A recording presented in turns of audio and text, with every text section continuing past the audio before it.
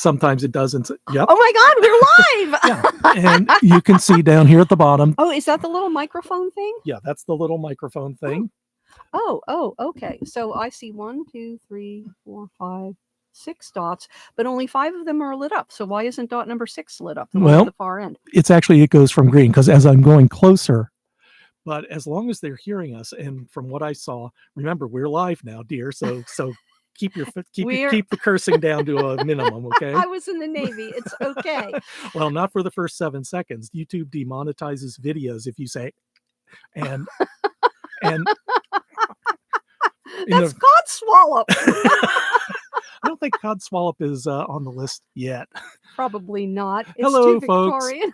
Hello, Hi, folks. everyone. We're here, and we're shocked that it's working. This is episode 3 of Agatha Christie They Watched, where Bill Peschel. Peschel. We watched last night The Secret Adversary, the 2015 version starring David Walliams and Jessica Raine. And this was I want you to know, because we were reminded of it by when we looked up in Mark Aldridge's absolutely invaluable book, Agatha Christie on Screen, that it was it was partly that the estate had finished with Poirot and Miss Marple with ITV, and they needed to do another Agatha project, and Tommy and Tuppence was a natural because it hadn't been on screen in 30 years since Francesca Annis and James Warwick did The Secret Adversary plus Partners in Crime, and they had 4 novels. Oh, let me hold my hand up in front of so I'm seen by the camera. They had 4 novels and the arc of short stories, which will become important. And so there was a lot of material that they could adapt. And David Walliams expressed interest in the project. He wanted to do this. He wanted to be Tommy. Mm-hmm. And so when you watch David Walliams being treated as a buffoon, less manly than Homer Simpson, with so little testosterone that he grows no facial hair whatsoever, even when he has apparently spent 2 days in an underground jail held captive by thugs. Remember, this was David Walliams' idea. He wanted to do this. I don't know if what showed up on screen is what he expected. Probably not. But he wasn't just an actor who was assigned to this. He was more emotionally involved in the project. Okay, and we should also mention that despite our reservations, and believe me, we have a ton of them, there are people who love this series. They loved the show. They loved Tommy and Tuppence, and we'll go into kind of like how the dissonance, why there's a dissonance between what we say and what people who have seen it and liked it say, because we want to give them. If you don't know anything about Tommy and Tuppence, if you've never read the novels, chances are you'll probably like this, and you'll like N&M as well, which was the second one that they did. Yes, you will probably like it. Okay. And you probably will not notice the enormous bulging plot holes because you won't know the larger possible background behind it. And you won't notice how contemptuous this Tuppence is of Tommy, and how buffoonish this Tommy is. And they turned Tuppence, who is an active character. She is a female character with serious agency, and she has been since she first showed up on the screen on page in 1923, 1922. Mm-hmm. She shows up on the page and she takes command from day one, but she is never made over. And in the previous films, not either. But here, they take a strong female character with agency, someone who knows who she is, and she is going to find things out, and they make her into this shrill harpy. You do not have to be a woman with agency and be a harpy, but that's what they did. And she is contemptuous of her husband. Anyway, but let's get. I just want to. Yes, I want you to shut up and stop being a harpy, and then. But I just want to set the stage for this because, like we said, The Secret Adversary, for those who don't know anything at all about this, is Agatha Christie's second published novel, published in 1922. We did a lovely annotated edition of it. Back here. So Our obligatory plug. We That's are right. sponsored by Peschel Press, That's right. makers of fine annotated novels by Agatha Christie. And you get the complete text along with a complete explanation of everything that's happening in the story, all of those cultural references that 100 years later you have completely forgotten about if you ever knew them. Okay, but anyway, Tommy and Tuppence were childhood friends. They met on the streets of London after demobilization after World War I was over in 1918, and they paired up and decided to become adventurers. Okay, so that's where they started. And by the end of the novel, after battling Sinn Féin, Bolsheviks, labor Germans, rights, the oh my Labor God. Party were the villains in Yes. this. Oh boy, were they.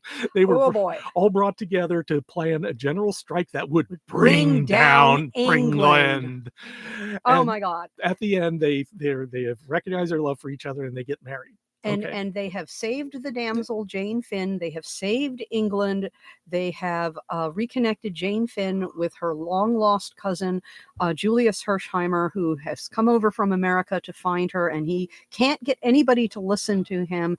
They have discovered the criminal Mr. Brown, the man behind it all. All of this has been uncovered, and they have been given a new career, basically as adventurers. And what comes after The Secret Adversary in the timeline is the series of short stories called Partners in Crime. And in it, it's also, again, a spy caper, because over the arc of 15 or 16 stories, it depends on the edition you read as to how they're arranged. And no, the TV show did not film all the short stories, including the overall arc. But in the end, once again, and this is important, once again, Tommy and Tuppence unearth a spy and find the mole, find the spy, and make sure that justice is done for the benefit of England. Okay, and to also point out, Tuppence is the brains of the outfit, and she is fanciful and imaginative. She's very smart. Tommy is slower. I mean, that's in the original Secret Adversary. He's slower on the uptake. But he is not easily fooled. Mm-hmm. He is not easily fooled. He sees what is actually in front of him and it's in the text. Wasn't they say a lack of imagination? Yeah, he doesn't have enough imagination to be fooled. Yeah, but that's how they work well together. And he respects Tuppence. Oh, he respects Tuppence very, very much. Very much. He finds her, he knows that she can be silly and fanciful, but he also knows that she is really clever, and she will like a little terrier, she is not going to let go. And in the short stories, in the Partners in Crime short stories that they broadcast, Tommy, they clash a little bit, but there's always respect and affection. Respect and affection. Yeah. And there's never the edge of contempt that you see throughout The Secret Adversary from 2015. That's where when Jessica it brings Raine us to that. Yes, is contemptuous of Tommy. She actually says on screen to a major character that they have one child, George, and then she points to Tommy and him. She is contemptuous of Tommy, and he gives her reason to be contemptuous. When you see that opening sequence, when they're getting off the train, they're getting on the train in Paris. They're coming down the street. No, they're not in Paris. They're in are. Oh, are they? That's right. That's they how are they get in Paris there. Yeah. Because they're taking the train from Paris to Calais, and then they're going to go across from Calais to London.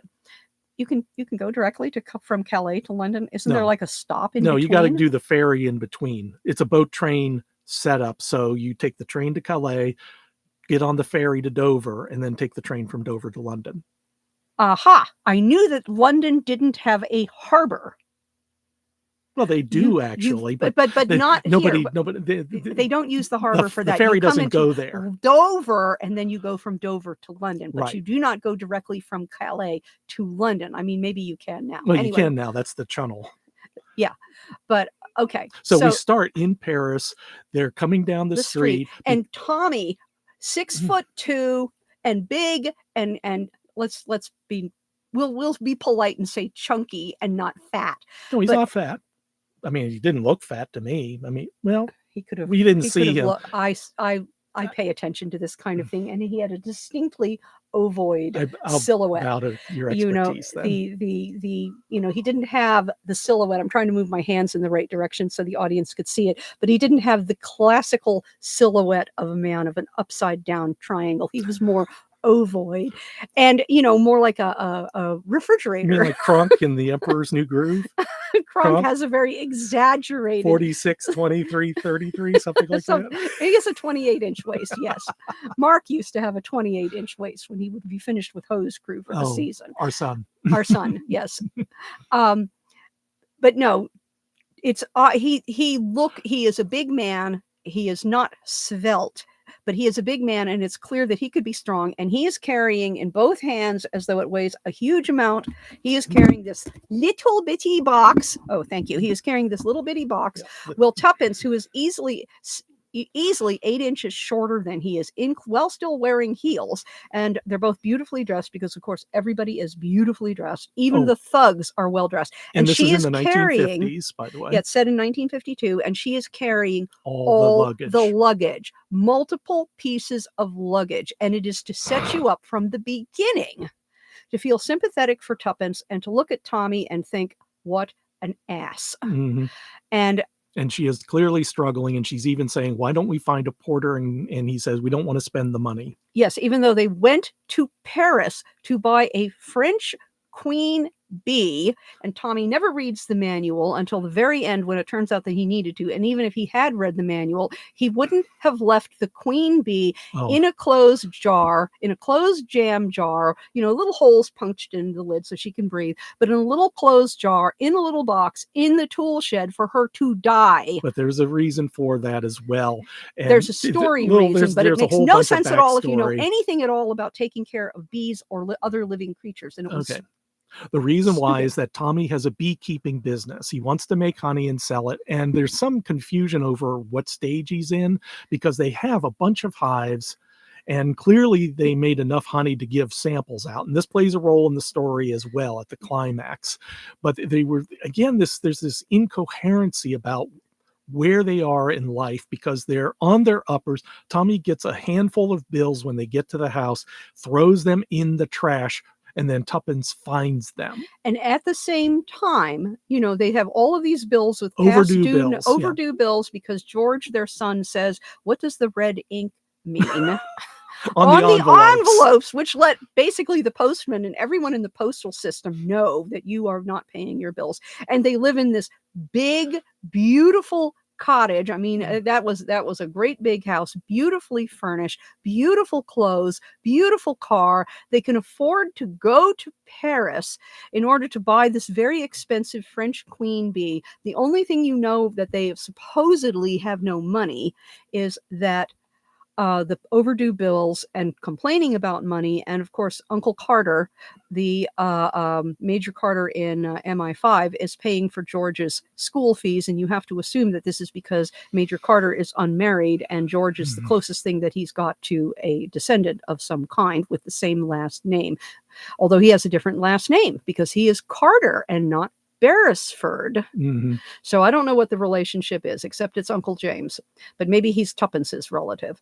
Could be. I don't know. And I think that's different in the story too, but I'm not sure how that works out. Anyway, all throughout you hear about Tuppence ragging on Tommy. You need to get a job. You need to show up on time. She actually says when he pours himself a drink after a very traumatic experience that he refuses to talk about, we said we wouldn't drink on the job anymore. And you think, oh, so he's an alcoholic, as well as this incredibly clumsy, stupid oath.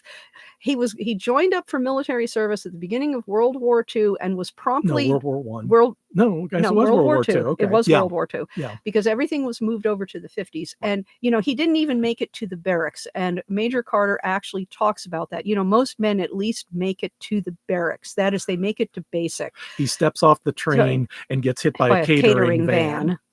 And that's Tommy all the way through. If it is possible for something dopey or dumb to happen to this sad sack who has the little black cloud over his head raining down on him, it will happen to him. He will, if he can drop the picture, if he can knock over the glass, if he can knock over the vase, anything that says he is it gets to the point where at tea at the Ritz with Julius Hersheimer, he has to ask for sugar.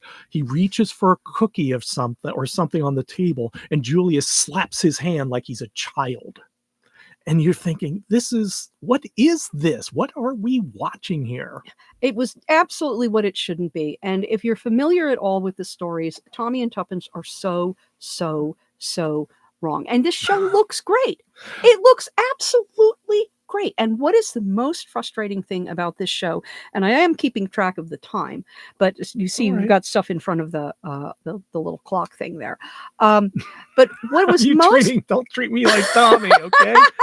Yeah, moving the window so you can see the clock in the corner of the screen there. It's 11:44. So good. Yeah, we are trying to time. keep around half an hour, folks.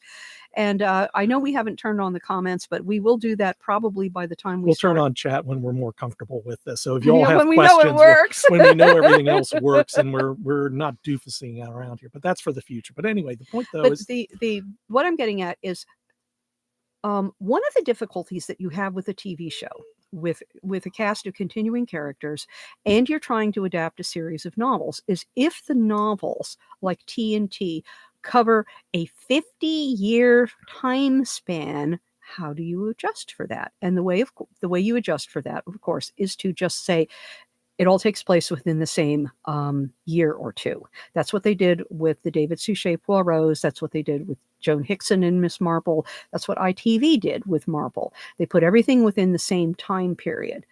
And so when you take the Secret Adversary, which is after the collapse of, Britain has come through World War I. Everything is at sixes and sevens, and labor unrest and Bolsheviks and Sinn Féin, and the world is topsy-turvy. You could translate that really well into 1952. They were still under rationing. The British Empire, in which the sun would never set, was in shambles and was crumbling. The labor unrest from the Soviet Union. Massive infiltration from the commies, and everything that you would want in all 5 novels is there in 1952, because you could have had this wonderful arc. And they started, because in the end, when Mr. Brown is revealed as to who he is, he throws himself off the building and takes his secrets with him. Who ran Mr. Brown? And you're left with that question hanging in the air. And they never answer it. And they didn't answer it in N or M, but they set up an even bigger, more complicated story of more infiltration into MI5 and commie moles and spies and everything like that. And then the series is over, and they never answered any of this wonderful setup that they had, where TNT would rediscover their love for each other, and they would unmask Kim Philby and the Cambridge Five. And that's sort of that's essentially what you're going that's what on I would about. Have done. Is if she was in charge. If I was in charge, that's what I would have done. Yeah. And it would have made so much sense with all 5 properties, because essentially they were all spies of one sort or another, except by the pricking of my thumbs, which is child murder and gangs of thieves and stolen jewels. Yeah.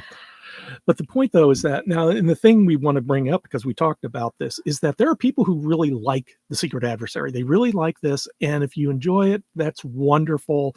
It's certainly no skin off our nose whether you like it or not. And I think the divide is whether or not you know about the original Tommy and Tuppence. And if you know, can you accept what they have done to them? Tuppence is not supposed to be an abrasive, unpleasant harpy. Yeah. And Tommy is not supposed to be this doofus, clumsy oaf of a buffoon with, less manly than Homer Simpson. It is not supposed to be that way. And here, Tuppence was contemptuous of Tommy. If you sit through this and then watch N or M, you will see a Tuppence who actively dislikes her husband.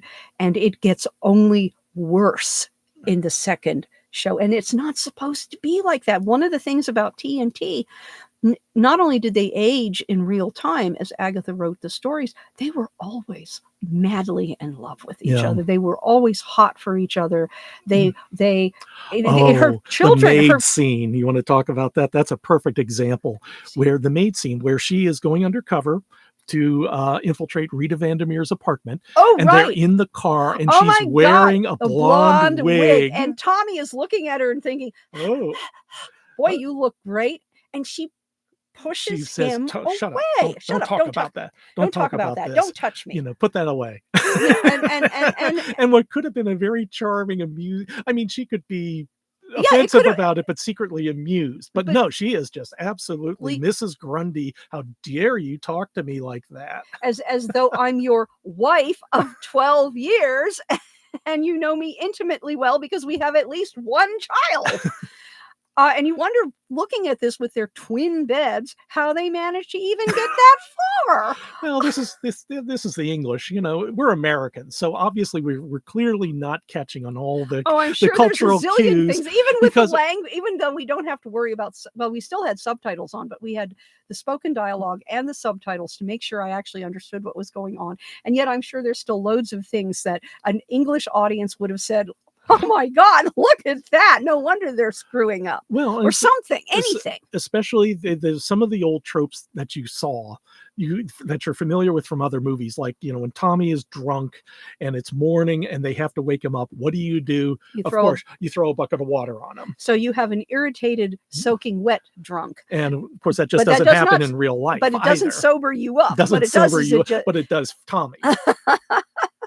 And if, he had something horrible happen, he went to this house in Soho when he's infiltrating the bad guys, things happen and he comes home basically shell-shocked and not wanting to tell Tuppence. And this is one of those cases where they had terrible communication skills. Absolutely no communication skills whatsoever. Yeah.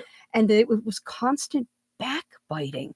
Even when Tommy is at risk or Tuppence is at risk, they're able to reconnect, they're able to pull themselves out of it, and the bickering starts instantly. Not how are we going to make sure our son George stays safe? How are we going to move forward? How are we going to pull forward as a team instead of pulling in opposite directions? Yeah.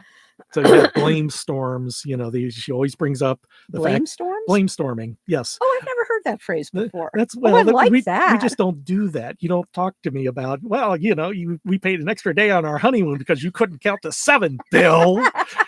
Which actually happened.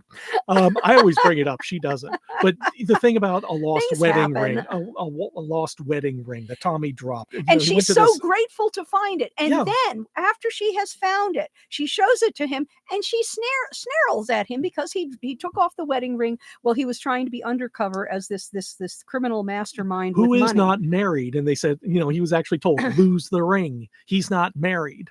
So of course he does, and he happens to drop it. And of course he drops it because that's what Tommy is. That's what Tommy does. If Tommy can drop something, especially if it's necessary for the plot, he will drop something because it's necessary for the plot. Yeah, but this is what the character of Tommy is like, and the character of Tuppence is like, and this is why it was really for 3 hours. This is 3 episodes, 3 hour, 50-minute long episodes, and you'll feel every minute of them.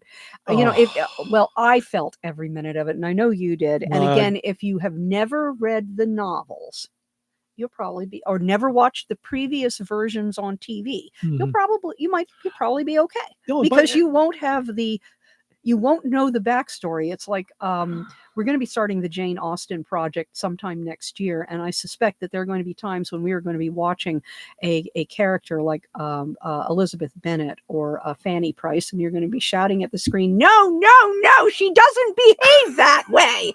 And if you're familiar with TNT, that's exactly what you will be doing, is you will be looking at the screen and saying, no, he doesn't behave that way. She doesn't behave that way. Now, what's also interesting is they are coming up with another Tommy and Tuppence series. We don't know any details about it yet. I know one important detail. Oh, right. Besides I know who the main cast members are, although I can't remember their names anymore. But of course, you're going to have somebody playing Tommy. You're going to have somebody playing Tuppence.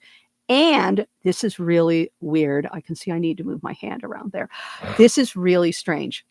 They have a character, an older woman playing Aunt Ada. And if you were familiar with T&T, Aunt Ada is Tommy's acerbic aunt, and she is murdered fairly early on in the nursing home. In By the Pricking of My Thumbs. In By the Pricking of My Thumbs. And that is her purpose. Her purpose exists to come on stage to be the acerbic elderly aunt in the nursing home who gets murdered. Well, apparently she has become a major character. So who knows what will happen with this? Well, part of the fun is that she hates Tuppence. She thinks Tuppence is a whore, if I could say that. Gold digger. Gold digger. A gold digger. You know, gold digger, and does not like her. And Tommy has to visit her in the nursing home because, well, she's family, and that's what you do. So we'll see what happens. Yeah, and if you want to she'll see a be good version of this, younger the only version of this, let me see which one. Oh, that's right. It's all in French. These Okay. are the French versions. These were 3 movies made by Peschel Thomas, who actually made some very good Agatha Christie movies in France. Yes, Mon Petit Doigt, Ma Duet. This is by the. Let me move it around so it's holding it there. That's good. This is By the Pricking of My Thumbs. This is the only film version of it that we have found, and it is absolutely delightful. And this shows you what a long, happily married couple, T&T, are like. This is Tommy and Tuppence, and they are absolutely delightful, and they are very French. They are very, very French, very and they French. are having a red hot affair. Even though they've been married for 30 years, they are still having a red hot affair. Yeah. And it is fun. It is wonderfully fun. And Peschel Thomas made 3 films, and this is the second one. This was the best of the 3. Yeah, this is the best of the 3. This is the next best of the 3, and I'll hold this up in front of Bill's face so that you can see it. There.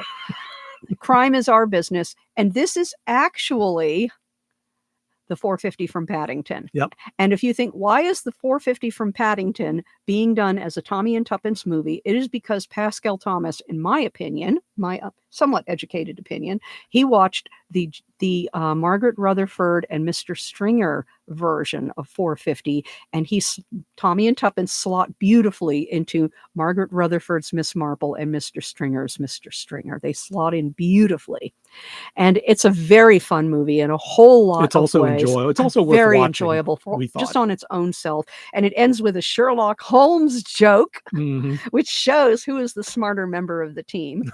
And then there's the third one, and I suspect if you are actually French, you'll get a lot more out of it. This is Partners in Crime. Yeah.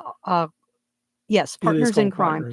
And it was really strange. This is weird. It actually veers into science fiction. It was weird at the end, which Agatha never did. So this is probably the least faithful to the material. It's based on the short story, the Tommy and Tuppence short story, The Case of the Missing Lady. Yes, The Case of the Missing Lady. Yep. It is The Case of the Missing Lady, and the back jacket descriptions are not necessarily correct. I mean, the French one maybe, but the English translation sure isn't. It starts with The Case of the Missing Lady, which is a Sherlock Holmes parody, and that story disappears completely by about the 15-minute mark, and those people never show up again, and they go off into a totally different direction, and you wonder who on earth wrote that script and what the director was doing. That's right. Wasn't it also called like the aubergine egg? Yes, that's also the aubergine egg. Yeah, and that there is an egg. It's a time-traveling magical egg. And yet this is still better. than the 2015 Secret Adversary, because at least T&T love each other madly, and they're fun. They're having fun. And it is possible to be married for 32 years and still have fun. Lots of fun. That's right. Indeed. Cheers. Cheers. More fun than Tommy and Tuppence in these movies, in the 2015 version anyway. And like I said, and as I mentioned earlier, when you see, if you watch this one, and do try to watch it with an open mind, because they did a lot of things, the scenery, the clothes, the settings, it's all beautifully done. Some of the action sequences are actually, thrilling. And then, in fact, it was better when Tuppence was on one set of scenes and Tommy was in another, because when they would come back and act together, the better the movie was. The better the movie was, because they each had their own little action set pieces And some of them were very effective, even though there was that one where Tommy is being held prisoner by Whittington. And, oh, God, Mr. Brown sends him the hammer, and they wave the hammer around. And these are thugs. These are violent men. They're not afraid of violence. And you saw that earlier in the story as well, when a gangster gets strangled right in front of Tommy. And does that hammer ever actually go near any of Tommy's body parts? Why, no, of course not. I can understand why, because if they can't do that in a way for television, but they threatened Tuppence. Tuppence was actively threatened when she was down in that betting parlor. She was frightened. Yeah. And, Jessica Raine did a really good job with that, but so did the script and the direction. They showed she was doing something really dangerous that was really a risk. And having watched far too many episodes of Les Petites Morettes, where Avril ends up, being threatened, but it's always fun and games. This wasn't fun for her. Yeah. She was genuinely afraid. Now, I can also mention N and M. I want to mention N or M because it turns out if you want to see Hannah Waddingham, if you know, oh God, I'm blanking on the hockey TV show. Well, I have no idea. You have no idea, but she plays the owner of the team. You know what I mean if I mention that. Well, Hannah Waddingham, she plays an assassin. She plays the 6'2" blonde assassin in the high heels and the full-length fur coat, who's able to stride through London streets or down on the docks and nobody notices. Hannah Waddington was also Lola Brewster in ITV's The Mirror Cracked from Side to Side. And she definitely has that va-va-voom look, and she made a great blonde assassin, except that it didn't make any sense. And there was so much wrong. She was still fun.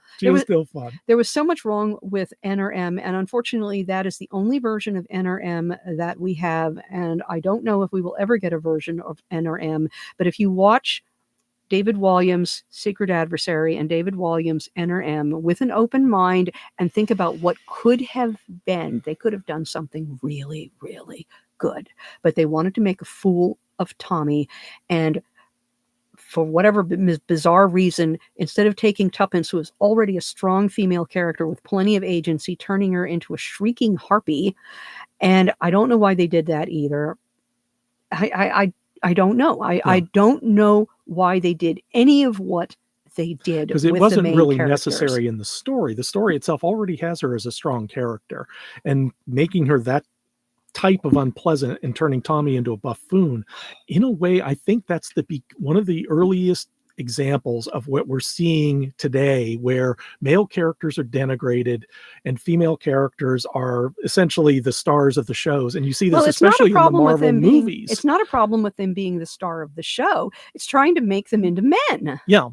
Exactly. And they're not giving them their own strengths, not letting them be their own selves as a character. Mm-hmm. And I don't want to go too much into that, because then I'll start talking about the right Miss Marvel, which is, we all know, is Monica Rambeau and not that vapid blonde.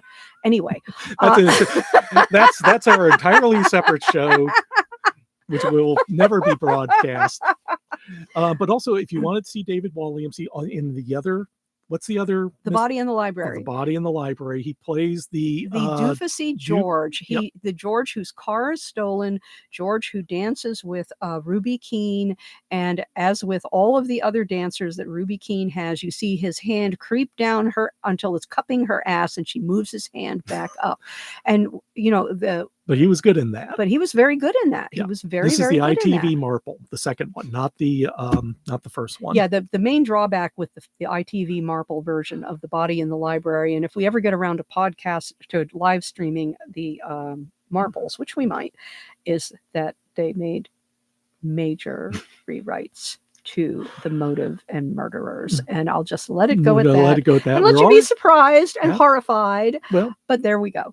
And now we're at the 34-minute mark, so we can go ahead and wrap it up. And thank you all for showing up. Yes, thank you all for showing up. What's next? Next up is going to be The Man in the Brown Suit. This is the 1989 CBS movie, and it is Stephanie Zimbalist. Yes, the girl from Remington Steele, the Equalizer, the White Shadow, Felix Unger and Blanche Devereaux taking a side trip from Golden Girls.